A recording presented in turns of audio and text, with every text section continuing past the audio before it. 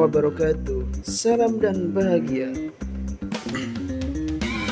Hai sahabat guru penggerak, ketemu lagi dengan saya Abdus Salam, sarjana pendidikan, calon guru penggerak angkatan 7 Kabupaten Pati, dengan memperkenalkan fasilitator saya, yaitu Ibu Ainul Mardiah, dan pengajar praktik yang mendampingi saya, yaitu beliau Bapak Amin Mustofa, sarjana pendidikan, Magister Pendidikan. Sahabat guru penggerak yang berbahagia, di sini dalam melaksanakan aksi nyata modul 1.4, saya merancang tindakan pada aksi nyata ini, yaitu tentang budaya positif. Rancangan ini saya buat supaya aksi nyata yang saya lakukan bisa berjalan dengan baik. Pertama-tama, latar belakang saya melaksanakan aksi nyata ini bahwa sekolah harus berusaha menciptakan iklim pendidikan yang mampu membiasakan warga sekolah, khususnya murid, untuk melaksanakan pembiasaan-pembiasaan positif. Pembiasaan-pembiasaan positif mengakar kuat dan menjadi sebuah kebiasaan yang dilakukan secara terus-menerus. Tujuannya yaitu agar terwujud visi sekolah melalui budaya positif. Kemudian akan terbentuknya karakter disiplin yang kuat. Nomor 3, menumbuhkan dan menguatkan karakter positif melalui pembiasaan-pembiasaan positif. Dan yang terakhir, menumbuh kembangkan karakter profil pelajar Pancasila. Tolak ukur aksi nyata yang saya lakukan yaitu, yang pertama adalah terbentuknya keyakinan kelas. Yang kedua, konsistensi peserta didik dan guru kelas dalam menjalankan keyakinan kelas. Ketiga, murid bisa menunjukkan karakter positif. 4, lingkungan kelas dan lingkungan sekolah menjadi kondusif dan nyaman. Lini masa tindakan yang saya lakukan yaitu merancang aksi nyata. Yang kedua, melaksanakan sosialisasi kepada seluruh warga sekolah, yaitu kepada guru, siswa, tenaga kependidikan terkait budaya positif dan profil pelajar Pancasila. Kemudian membuat keyakinan kelas pada murid, membimbing melaksanakan keyakinan kelas dan melaksanakan keyakinan kelas yang telah dibuat.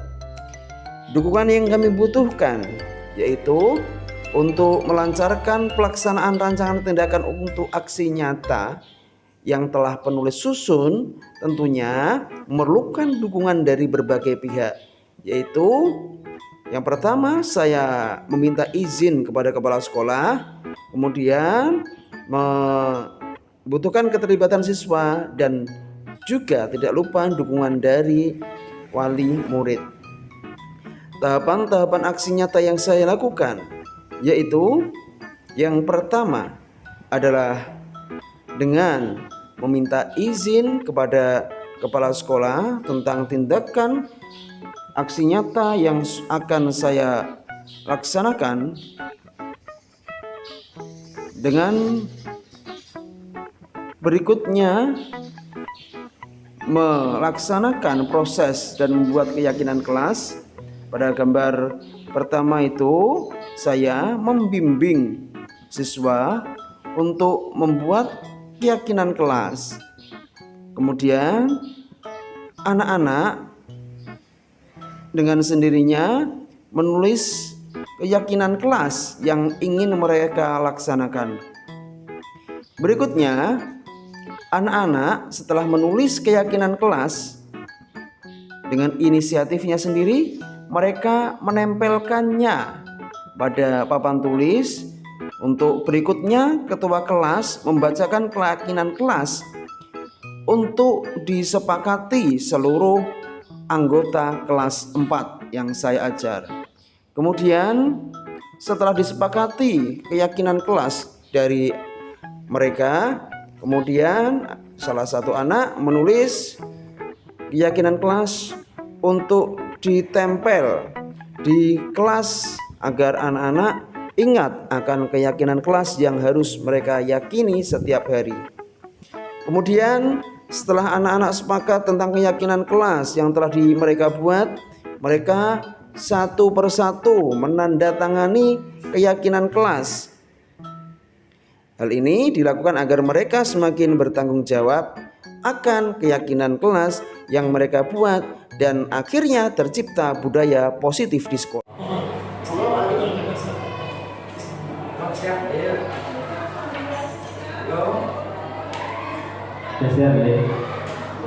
Assalamualaikum warahmatullahi wabarakatuh.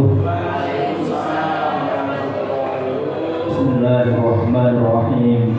Alhamdulillahilladzi hadana li hadza wa ma kunna linahtadiya laula an hadana Allah.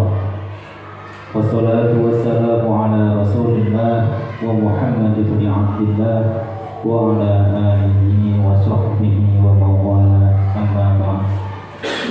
Yang kami hormati kepala sekolah SD Negeri Waterjeno 1 Bapak Nurwanto SPD, yang kami hormati Bapak Ibu Guru beserta karyawan beserta stafnya di SD Negeri Waterjeno 1. Pertama-tama, marilah kita panjatkan puji syukur kita kepada Allah Subhanahu wa Ta'ala atas limpahan karunia-Nya sehingga kita bisa berkumpul dalam acara sosialisasi pentingnya penanaman budaya positif dan keyakinan kelas di SD Negeri Waterjeno 1. Kedua kalinya, sholawat beserta salam tidak lupa kita sanjungkan kepada junjungan kita Nabi Agung, Nabi besar, Nabi Muhammad Sallallahu Alaihi Wasallam. Allahumma sholli ala Muhammad, Allahumma sholli ala Muhammad, Allahumma sholli ala Muhammad. Semoga kita mendapatkan syafaat yang berat di yaumil qiyamah. Kedua kalinya, saya di sini sebagai pembawa acara akan membawakan acara pada pagi hari ini. Adapun susunan acara pada siang hari ini yaitu yang pertama pembukaan, yang kedua menyanyikan lagu Indonesia Raya, yang ketiga sambutan dari kepala sekolah SD Negeri Waterjeno 1. Adapun yang keempat yaitu sosialisasi pentingnya penanaman budaya positif dan keyakinan kelas di SD Negeri Waterjeno 1. Kemudian yang kelima, lain-lain. Selanjutnya penutup dan doa. Marilah kita buka acara pada siang hari ini, yaitu dengan membaca umur kita bersama-sama. Ala hadhihi niyyah Al-Fatihah.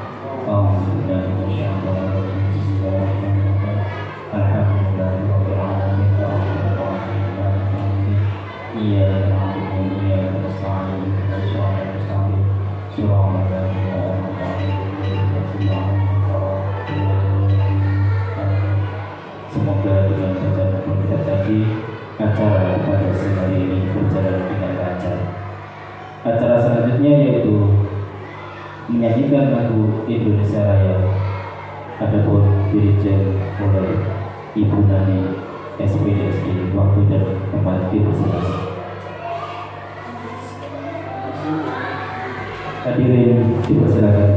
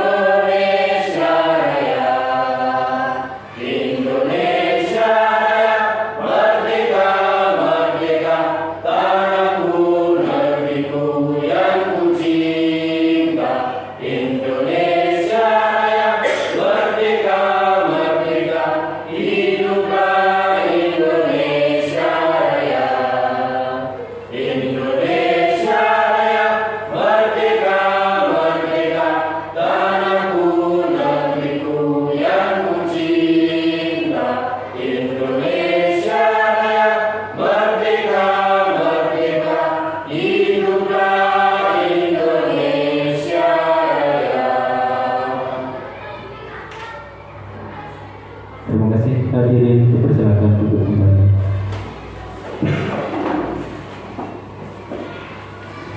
Acara selanjutnya yakni sambutan dari Kepala Sekolah SD Negeri Petrus Jamal 1 kepada Bapak Nurwanto SPD. Waktu dan tempat kami persilakan.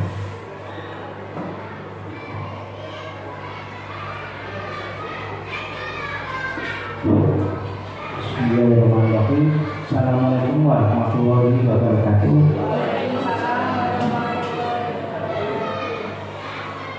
Bapak Ibu guru SD Negeri Baturejo 1 yang saya hormati, Bapak Ibu tenaga kependidikan SD Baturejo yang saya hormati, wabil khusus Bapak Abdus Salam SPD yang merupakan satu-satunya untuk tahap ini sebagai CGP calon guru penggerak yang saya hormati.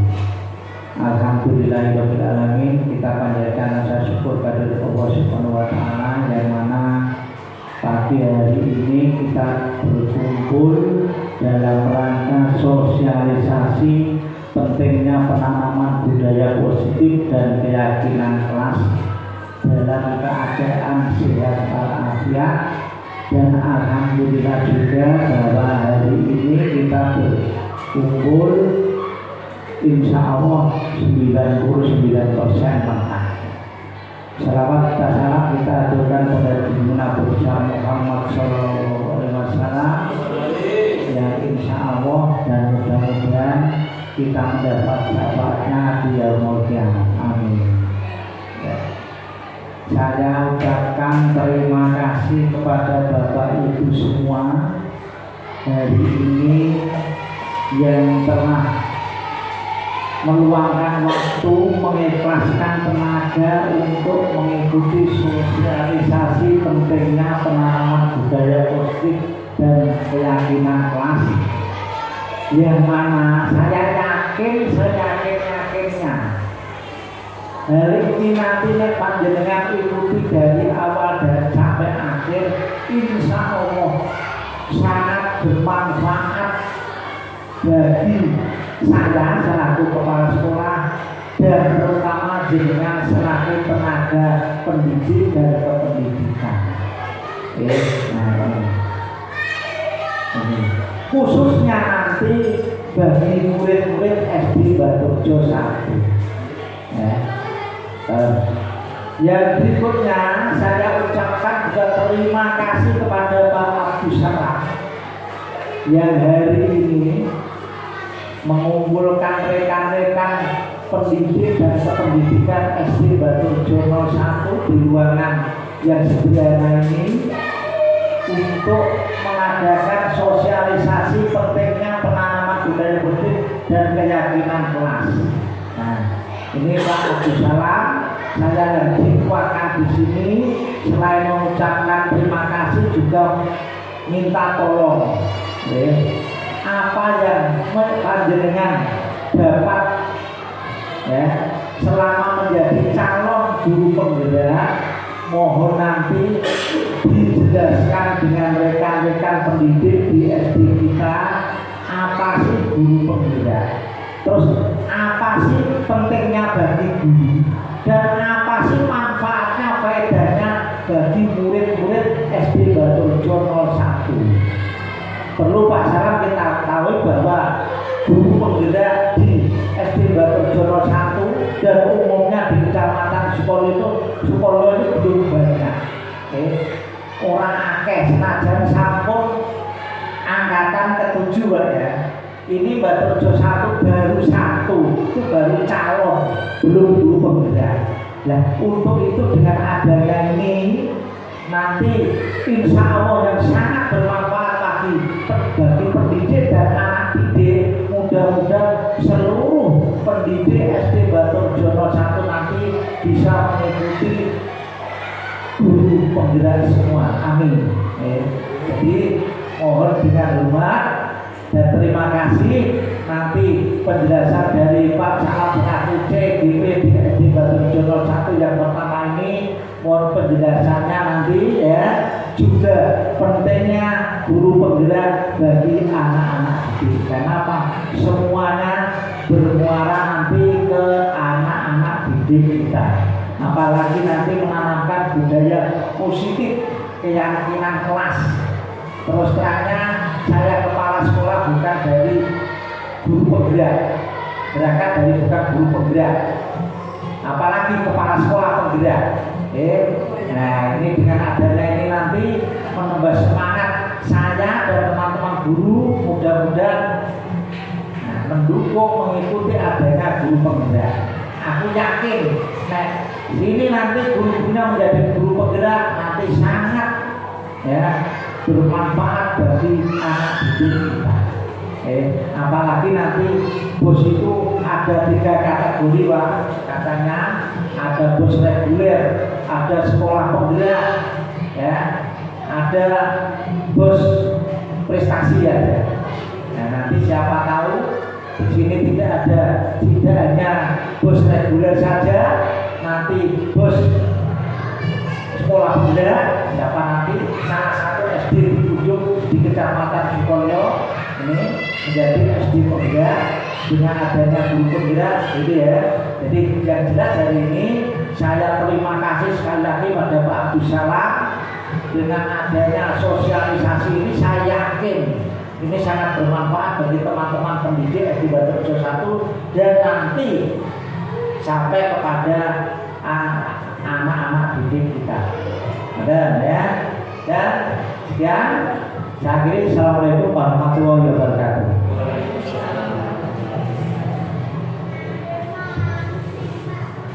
Terima kasih kepada Bapak Nurwanto SPD selaku kepala sekolah SD Negeri Baturejo 1 atas sambutan yang telah diberikan.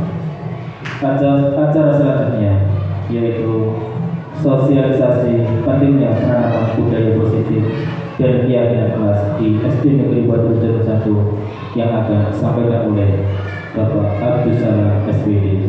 Waktu dan tempat dipersilakan.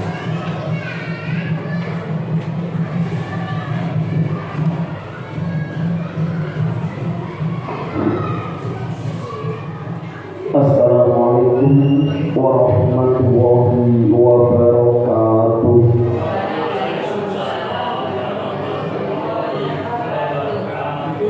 Kelihatannya sudah ini kok malah tegang ini. Nggak perlu tegang, santai saja kayak Mas Bagus ini kan. Mas Bagus nggak pernah tegang. Nah,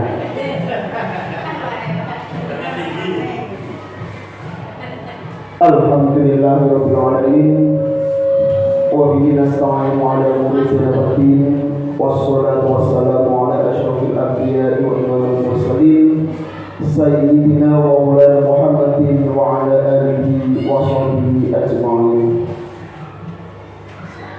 Yang saya hormati Bapak Kepala Sekolah SD Negeri Baturejo 1, beliau Bapak Nurwanto, Sarjana Pendidikan. Yang saya hormati dan yang saya banggakan rekan-rekan guru, teman seperjuangan, teman berkolaborasi untuk memajukan SD Negeri Baturejo 1 yang saya banggakan. Alhamdulillah pada kesempatan kali ini saya bisa menyampaikan apa yang saya dapatkan dari program calon guru penggerak kebetulan saya angkatan 7, dan pada kali ini saya akan menyampaikan materi yang spesifik karena materi dalam guru penggerak itu banyak sekali Bapak Ibu. Maka pagi hari ini, siang hari ini saya akan mensosialisasikan tentang pentingnya penanaman budaya positif dan keyakinan kelas di SD Negeri Baturejo 1. Bapak Ibu yang saya hormati, tadi Bapak Kepala Sekolah sudah menyampaikan bagaimana kalau Pak Salam menyampaikan tentang apa itu guru penggerak dan tujuannya apa. Nah, mungkin lain kali akan saya jelaskan lebih dalam, karena kalau saya jelaskan semuanya terus terang nanti waktunya tidak mencukupi. Nah, hanya saya akan sampaikan bahwa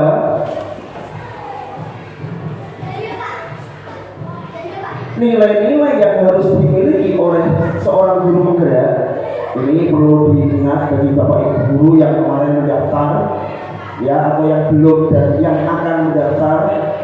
Nah, bahwa guru penggerak itu harus mempunyai sikap yang berpihak pada siswa atau murid. Jadi apapun yang kita lakukan, muridlah muara kita. Bukan karena guru, karena murid kita ini bekerja dan melakukan sesuatu. Yang kedua, guru penggerak harus mempunyai sikap kolaboratif, dalam artian bisa bekerja sama dengan teman guru, kepala sekolah, atau warga sekolah yang lain, komunitas dan sebagainya. Kemudian nilai guru penggerak yang berikutnya adalah reflektif. Ini tidak hanya guru penggerak, seharusnya semua guru setelah melakukan mengajar atau yang lainnya itu harus melakukan refleksi tentang apa yang sudah dilakukan. Mungkin sebagai kepala sekolah bisa melakukan refleksi dengan program-program yang sudah dilakukan, sebagai guru hasil mengajar yang dilakukan, sebagai tenaga yang lain juga seperti itu. Untuk tujuannya adalah untuk memperbaiki dan untuk melakukan langkah-langkah perbaikan berikutnya. Selain itu, sebagai guru kita juga harus bersikap inovatif. Inovatif berarti memberikan sesuatu yang baru, hal-hal yang menarik, hal-hal yang perlu belum pernah diketahui atau belum pernah dimiliki oleh seorang murid. Misalnya dalam melakukan pembelajaran, guru harus inovatif. Karena apa? Karena kalau tidak inovatif, apa yang kita ajarkan murid sudah tambah paling pagi dari ini. Nah, biasanya seperti itu. Jadi setiap hari kita harus mempunyai sesuatu yang baru yang akan kita sajikan pada anak-anak. Seharusnya seperti itu. Tapi kita berusaha bersama-sama semuanya. Pak Bagus kok malah ngantuk ini? Apakah suara saya juga ngantuk? Berikutnya, langsung saja karena waktu, saya akan menyampaikan tentang pentingnya penanaman budaya positif. Ini sangat berkaitan sekali tentang hal-hal dan kegiatan-kegiatan yang kita lakukan di sekolah kita. Anak-anak yang buang sampah sembarangan, sudah kita ingatkan setiap hari, akhirnya kembali seperti itu lagi. Anak-anak berkata tidak sopan pada teman atau bapak ibu guru, tidak bisa berbicara bahasa Jawa, bahasa Kromo. Nah, itu perlu budaya atau kebiasaan positif yang perlu kita lakukan. Salah satunya nanti adalah dengan keyakinan kelas. Nah, dengan foto yang sudah ada itu hasil dari kolaborasi kita semuanya bisa menghasilkan mewujudkan budaya positif di sekolah kita sekarang dan nantinya. Berikutnya Mbak Tarisa. Nah, sekarang budaya positif yaitu adalah nilai-nilai atau keyakinan dan kebiasaan di sekolah yang berpihak pada murid. Nah, sekarang Merdeka Belajar ataupun filosofi dan pemikiran belajar Dewantara ini semuanya berpihak pada murid agar murid dapat berkembang menjadi pribadi yang etis, penuh hormat dan tanggung jawab sesuai dengan nilai profil pelajar Pancasila. Itu kalau kurikulum Merdeka mungkin kita sudah ada dengan profil pelajar Pancasila, ada mandiri, bersifat kritis dan yang lain sebagainya. Kemudian dalam pemikiran Ki Hajar Dewantara, budaya positif itu merupakan implementasi dari pendidikan yang menurut Ki Hajar Dewantara itu bahwa pendidikan merupakan tempat bersemayamnya benih-benih kebudayaan dan merupakan implementasi dari Merdeka Belajar karena dibangun dari hasil kesepakatan bersama dan berpihak pada murid. Jadi pendidikan yang ada sekarang ini hendaknya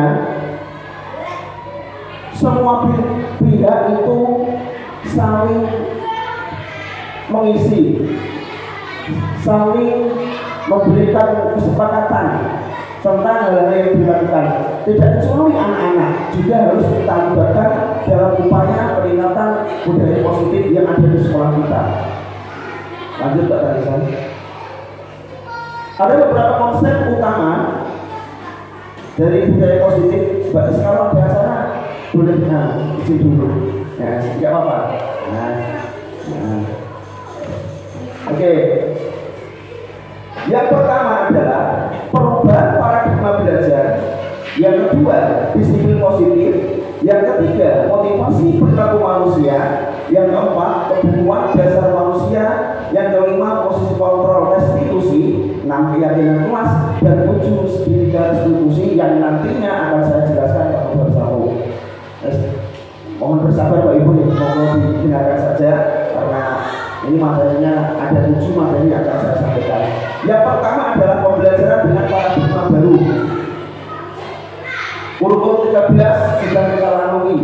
Sekarang muncul kurikulum baru yaitu kurikulum Merdeka yang di dalamnya merupakan pembelajaran paradigma baru yaitu praktik pembelajaran yang berpusat pada murid. Yang mana setiap murid belajar sesuai dengan kebutuhan dan tahap perkembangannya. Ini yang paling penting.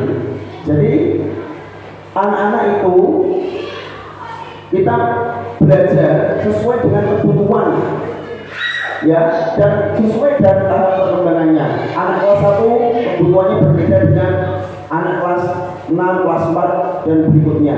Dan kita tidak bisa memaksakan kalau anak-anak memang belum saatnya untuk diajari hal yang mereka butuhkan. Nah, pembelajaran paradigma baru itu dirancang dengan pembelajaran berdiferensiasi. Kalau kurikulum Merdeka itu sudah ada asesmen diagnostik. Nah, itu yang tujuannya untuk membedakan anak kemampuan anak. Jadi semua anak itu kemampuannya pada awalnya itu berbeda, tidak sama. Ada anak yang pemahamannya lebih cepat, ada anak-anak yang lambat. Nah, jadi kita tidak bisa menyamaratakan misalnya tes kita samakan semuanya itu. Kalau di kurikulum Merdeka itu tidak seperti itu, harus dengan pembelajaran berdiferensiasi. Ini untuk menyesuaikan proses pembelajaran karena kebutuhan setiap individu peserta didik ini berdasarkan pada serangkaian keputusan yang masuk akal bagi mereka. Ciri-cirinya yaitu yang pertama adalah berorientasi pada kebutuhan belajar peserta didik, berfokus pada konsep, berdasarkan keputusan yang masuk akal, dan evaluasi kesiapan yang diakomodir dalam kurikulum. Kemudian ada 3 strategi diferensiasi. Yang pertama adalah konten, apa yang kita ajarkan kepada murid. Nah, ini harus kita rancang dulu, ya. Kita mau menyajikan sesuatu, hendaknya kita masak dulu. Tidak mentah langsung kita saksikan, tetapi harus kita masak dulu. Sulitnya juga kita masaknya itu berdasarkan dari selera, karena selera atau masing-masing individu itu berbeda. Nah, sebenarnya seperti itu, tapi ya wah, luar biasa ini kalau kita terapkan. Dalam prosesnya, bagaimana murid akan memahami atau maknai apa yang dipelajari. Kemudian produknya, hasil pekerjaan yang harus ditunjukkan guru kepada murid. Nah, ini sebenarnya dalam pembelajaran itu anak harus ada menghasilkan produk, ya, hasil dari kegiatan pembelajaran atau apa yang mereka dapatkan dari kita itu harus nyata. Hanya seperti itu. Berikutnya, Mbak. Kemudian disiplin positif merupakan pendekatan dari anak untuk melakukan kontrol diri dari pembentukan kepercayaan diri. Disiplin positif merupakan unsur utama dalam konsep budaya positif. Kemudian berikutnya, dengan demikian disiplin diri, maka seorang akan mampu mengontrol diri dan menentukan sikap yang mengacu pada nilai yang diyakini. Jadi dengan kesepakatan itu, anak-anak nanti bisa mengontrol diri. Oh iya, saya sudah meyakini hal positif bersama teman-teman, bersama bapak ibu guru. Kalau anak sudah meyakini, mereka dilibatkan, nanti anak-anak bisa bertanggung jawab dengan apa yang mereka lakukan. Kemudian berikutnya adalah motivasi perilaku manusia. Bapak ibu guru hebat, mari kita tanyakan pada diri kita sendiri, bagaimana kita berperilaku. Mengapa kita melakukan segala sesuatu? Apakah kita melakukan sesuatu karena adanya dorongan dan lingkungan atau dorongan dari orang lain? Terkadang kita melakukan sesuatu karena kita menghindari rasa sakit atau ketidaknyamanan. Terkadang juga kita melakukan sesuatu itu untuk mendapatkan apa yang kita mau. Nah, mungkin saya sudah kadang juga merasa seperti itu, ya. Nah, makanya ada ikhlas, ya, itu yang terpenting yang harus kita usahakan bersama.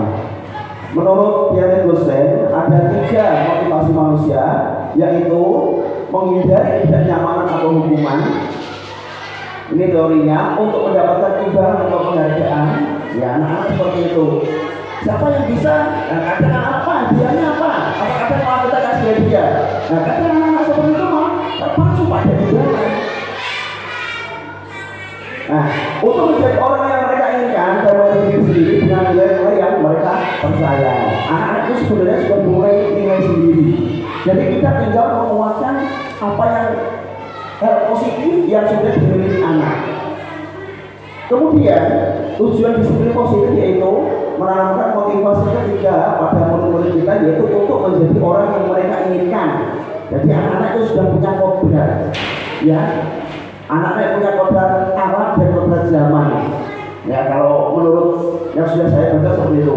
Kodrat alam itu anak-anak itu sudah pembawaannya seperti itu. Ya, kemudian untuk kodrat zaman, sebagai guru kita harus menuntun, membimbing mereka untuk menjadi manusia yang nantinya bisa berbahagia. Itu tujuannya. Tujuan pendidikan adalah manusia yang berbahagia, yang nanti bisa mencapai tujuan hidupnya. Kemudian ada beberapa hal-hal yang biasanya kita lakukan. Yang pertama adalah hukuman, konsekuensi, dan restitusi. Nah, ini sering sekali kita lakukan. Makanya kita harus kita lihat apa yang hukuman. Kita ini sering yang melakukan hal yang pertama ini, yaitu hukuman. Yang pertama, hukuman itu bersifat tidak terencana, tiba-tiba. Kok malah dua ini, malah ya, itu ya. Kemudian murid tidak tahu apa yang akan terjadi. Wah, kok berdihukum terus anak-anak bagaimana ini? Wah, bapak mulai kamu ini mesti loh, anak-anak cemas, timbul kecemasan. Hukuman bersifat satu arah, mesti guru nih yang berkuasa di situ. Nah, anak-anak sebagai objek saja. Bersifat fisik maupun psikis. Hukuman kadang bisa berupa fisik, misalnya latih. Maka betul ya, 7 kali mengguling lapangan. Apa? Berdiri dengan satu kaki, itu fisik. Psikis itu juga ada. Misalnya membuat anak yang misal mentalnya drop. Wah, sok apa misalkan seperti itu hukuman psikis. Anak-anak menjadi lebih drop. Ya, saya juga merasakan seperti itu ya. Nah, makanya kita refleksi diri kita bersama. Kemudian murid disakiti atau sesuatu perbuatan kata-kata. Ini kadang kita ya lepas kontrol juga sebagai guru itu. Ya, kata-kata kita itu kadang malah sering menyakiti anak-anak. Padahal mereka adalah istilahnya adalah yang harus kita layani. Ya. Nah, kemudian berikutnya Mbak Tarisa, konsekuensi itu sudah terencana, sudah disepakati. Jadi kalau hukuman bersifat satu arah, kalau konsekuensi itu anak sudah tahu. Kamu berbuat seperti ini, konsekuensinya kamu sudah tahu kan? Nah, anak sudah tahu sendiri karena sudah ada peraturannya mungkin, peraturan sekolah. Nah, dilarang terlambat misalnya, nanti kalau terlambat anak-anak akan mendapat hukuman. Anak sudah tahu itu adalah suatu bentuk konsekuensi. Konsekuensi itu sudah dibahas dari institusi oleh murid dan guru. Nah, mungkin bisa berdasarkan peraturan itu. Bentuk konsekuensi dibuat oleh guru dan murid sudah mengetahui sebelumnya. Murid tidak nyaman untuk jangka waktu pendek. Nah, konsekuensi juga bisa membuat murid tidak nyaman walaupun murid sudah tahu apa yang akan dia dapatkan kalau dia melakukan sesuatu.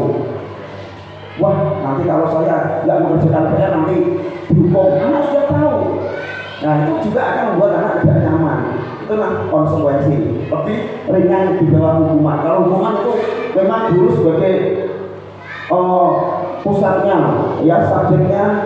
Ada kita melakukan sesuatu. Diberikan berdasarkan suatu data. Ini karena ada peraturan. Ini adalah bentuk dari konsekuensi. Berikutnya Mbak Tanisa.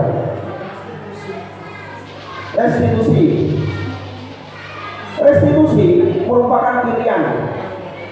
Nah, ini lebih lunak lagi restitusi. Tapi selama ini saya sebelum mengenal guru ini nggak tahu apa itu restitusi. Ternyata saya tahunya cuma hukuman. Anak itu bisa dihukum, diberi sanksi, gitu ya. Nah, ini restitusi menguatkan murid dalam jangka waktu panjang. Murid akan mendapatkan penguatan dengan restitusi. Membuat masalah terpecahkan, murid belajar bertanggung jawab untuk berperilaku dan murid menghormati dirinya dan orang lain. Nah, kita akan melihat bagaimana contoh restitusi, sama konsekuensi dan hukuman. Nah, dihukum oleh penghargaan. Alfikom mengumpulkan baik penghargaan maupun hukuman, penghargaan atau hukuman. Ini yang perlu kita garis bawahi. Ada cara-cara mengontrol perilaku seseorang yang menghancurkan potensi untuk pembelajaran yang sesungguhnya. Nah, padahal ini adalah yang sering kita lakukan. Anak-anak kita kasih iming-iming, imbalan. Nanti kalau kamu bisa, akan saya kasih buku, akan kasih makanan. Nah, colok-colok itu malah akan menghancurkan potensi anak. Karena anak melakukan sesuatu itu berdasarkan dari apa yang kita inginkan. Penghargaan menurut pengaruh jangka pendek dan jangka panjang. Penghargaan tidak efektif, penghargaan merusak hubungan, penghargaan menurunkan kualitas, penghargaan mematikan kreativitas, penghargaan menghukum. Nah, ini berbalik dengan apa yang sudah kita alami ya. Nah, kemudian kebutuhan dasar manusia menurut Dr. William Glasser yaitu kebutuhan untuk bertahan hidup, kasih sayang dan rasa diterima, penguasaan, kebebasan dan kesenangan. Posisi kontrol restitusi menurut Dr. William Glasser juga kelima. Ini kita ada di posisi mana ini sebagai guru? Nah, nanti kita belajar bersama-sama. Ada guru yang posisinya sebagai penghukum. Ada guru yang posisinya sebagai pembuat merasa bersalah. Biasanya kalau merasa bersalah itu dengan kata-kata. Ya. Apa merasa aja kalau ngaku? Biasanya kan kalau anak kos kadang bisa mikirin itu. Oh ya Allah, saya seperti itu. Ada guru yang posisinya sebagai teman. Wah ini akad dengan gurunya, sering sharing, sering cerita dengan anak ini. Senang, disenangi anak-anak ini. Posisi sebagai teman. Ada yang sebagai pemantau, ya, ada yang sebagai manajer. Nah, kira-kira kita ada di posisi yang mana? Lanjutkan Mbak Karisa. Guru yang sebagai penghukum. Guru yang menerapkan posisi penghukum akan berkata-kata seperti ini. Patuhi aturan saya, aku awas. Artinya bilang awas.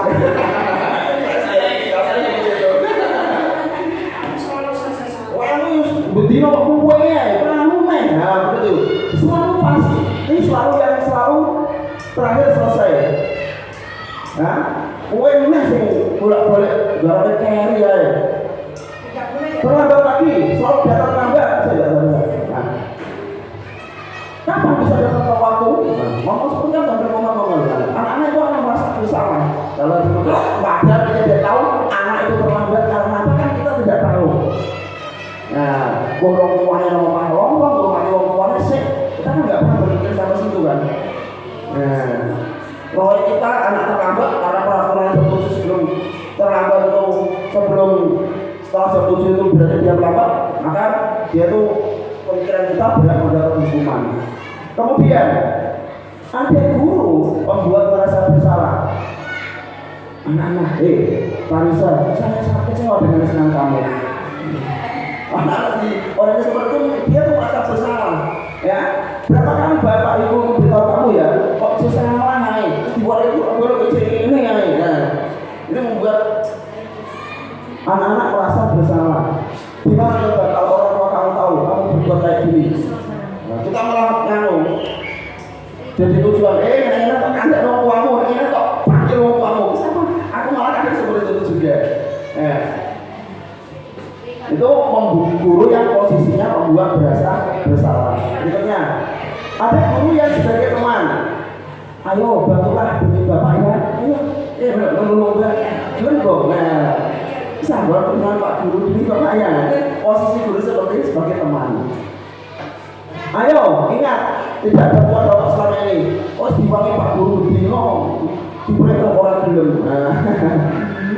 Ya, sudah kali ini tidak apa-apa, nanti ibu atau bapak baru bereskan. Ini kata-kata bapak ibu guru yang sebagai teman. Kemudian ada bapak ibu guru sebagai pemantau. Ini pemantau berarti menanyakan peraturannya apa yang telah kamu lakukan, sanksi dan prosedurnya apa, dia seperti itu. Ada anak, kamu kok melakukan hal seperti ini, misalnya membuang sampah di pinggir jalan, itu. Dan seperti ada aturannya ada. Kita tanyakan dulu kalau kita posisinya sebagai pemantau. Sebagai manajer, ini biasanya mengatakan apa yang telah kita yakini. Ya, dan seperti ini benar atau salah menurut kamu. Kita validasikan dulu keyakinan kita kepada anak-anak. Jika kamu meyakini, apakah kamu bersedia memperbaikinya? Nah, jadi anak-anak kalau sebagai kita sebagai manajer itu anak-anak disuruh untuk memperbaiki diri sendirinya dengan kesalahan yang sudah ada. Nah, bukan hanya itu, posisi manajer ini anak-anak ditawarkan, ditanya rencananya kalau kamu melakukan kesalahan itu bagaimana kamu memperbaikinya. Anak-anak sendiri yang memperbaiki kesalahannya. Nah, dengan ini kan disiplin akan tumbuh dari anak-anak sendiri. Kalau menurut 5 posisi guru tadi, kira-kira kita ada di posisi mana ya? Nah, penghukum merasa bersalah, pemantau atau manajer? Kalau dari pemantau katanya, bagus pemantau ya. Kemudian berikutnya keyakinan kelas. Nah, ini yang awal hal-hal yang bisa kita lakukan dalam membuat anak-anak itu mengawali budaya positif yang ada di sekolah. Kita dibuat di kelas dulu. Berikutnya Mbak.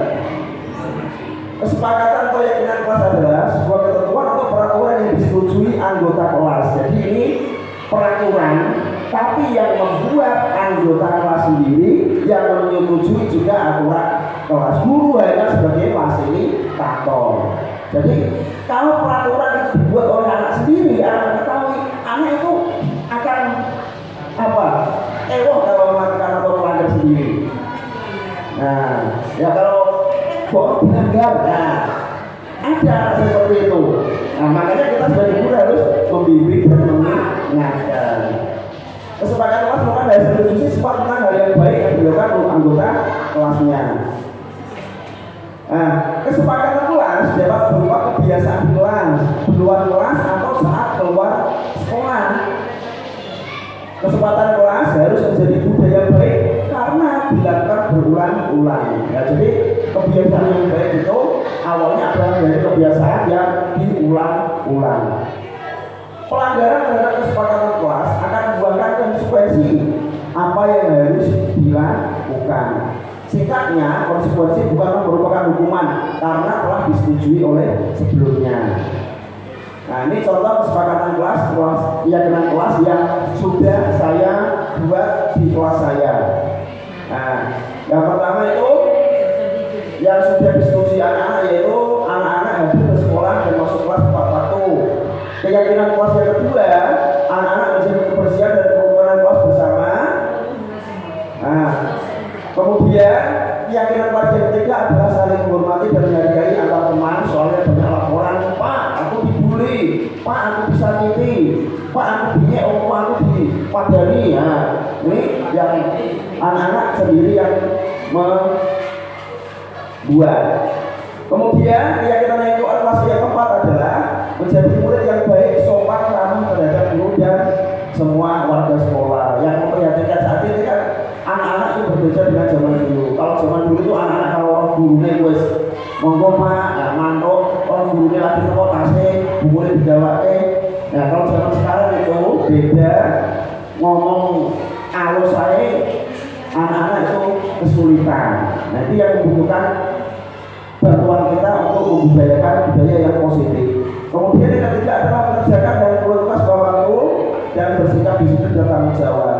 Nah, dan keyakinan kelas ini sudah disetujui anak-anak dengan anak-anak melakukan tanda tangan. Nah, jadi semua anak satu kelas itu tanda tangan menyatakan bahwa mereka itu setuju dengan keyakinan kelas yang mereka buat.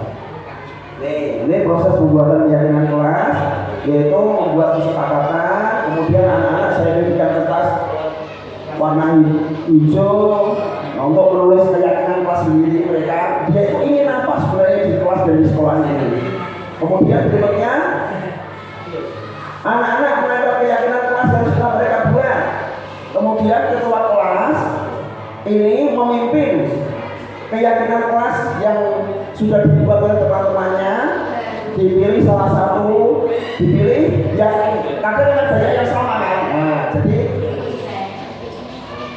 Nah, ini anak-anak tulis untuk dijadikan dan ditempel di kelas. Keyakinan kelas yang disepakati untuk anak-anak menandatangani keyakinan kelas, dan selanjutnya ada hasil keyakinan kelas yang dibuat oleh anak-anak. Nah, semoga dengan keyakinan kelas ini anak-anak bisa lebih berbudaya positif. Ini ada segitiga restitusi. Jika ada kasus, kita sebagai guru hendaknya tidak langsung menghakimi atau menghukum anak, tetapi kita harus melakukan segitiga restitusi. Apa itu segitiga restitusi? Yaitu segitiga restitusi adalah tentang menstabilkan identitas, kemudian kualitas tindakan yang sama, kemudian menanyakan keyakinan yang mereka yakini yang benar. Berikutnya Mbak Tasya. Nah, ini contoh penerapan videonya. Nah, nggak ada suara saya nunggu.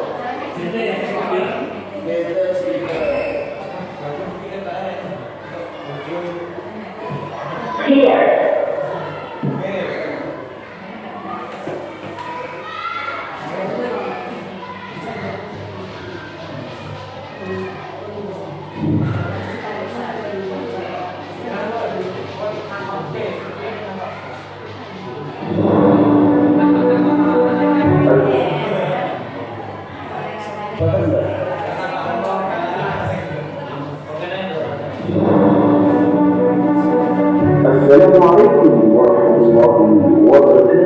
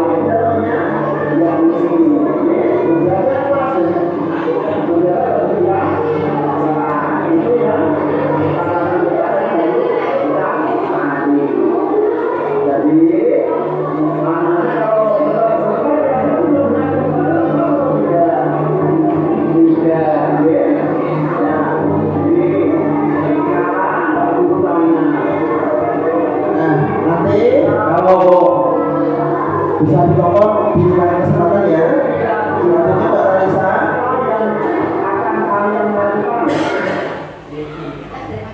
Iya, terima kasih untuk sosialisasi budaya positif. Hari ini sudah selesai.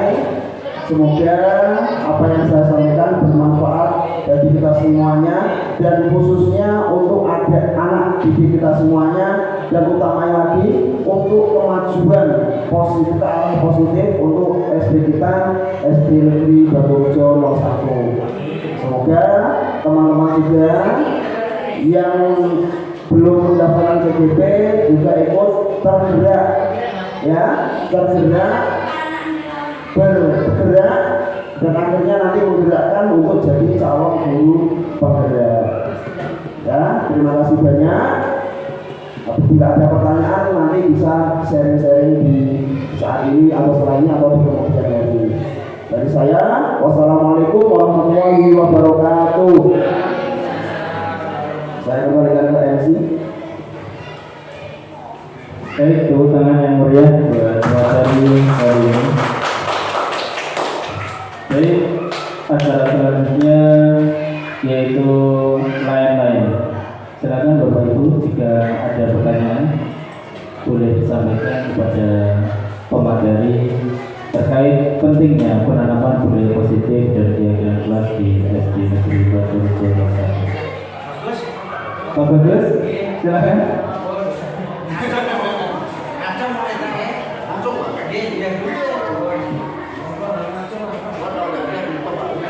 Ya, baik.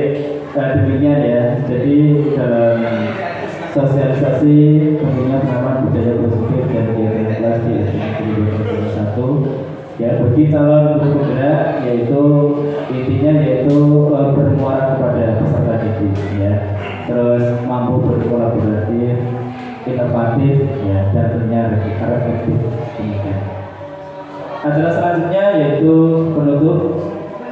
Sebelum mari kita tutup acara sosialisasi pada siang hari ini yaitu terkait pentingnya penanaman budaya positif dan keyakinan kelas di SD Negeri Batu Rejo 1. Alhamdulillah acara berjalan dengan baik dan berjalan dengan lancar. Mari kita tutup dengan membaca hamdalah bersama. Alhamdulillah. Saya selaku guru acara, jika ada kekurangan, ada salah kata, saya mohon maaf yang sebesar-besarnya. Aku qouli hadza wa astaghfiruh. Wassalamualaikum warahmatullahi wabarakatuh.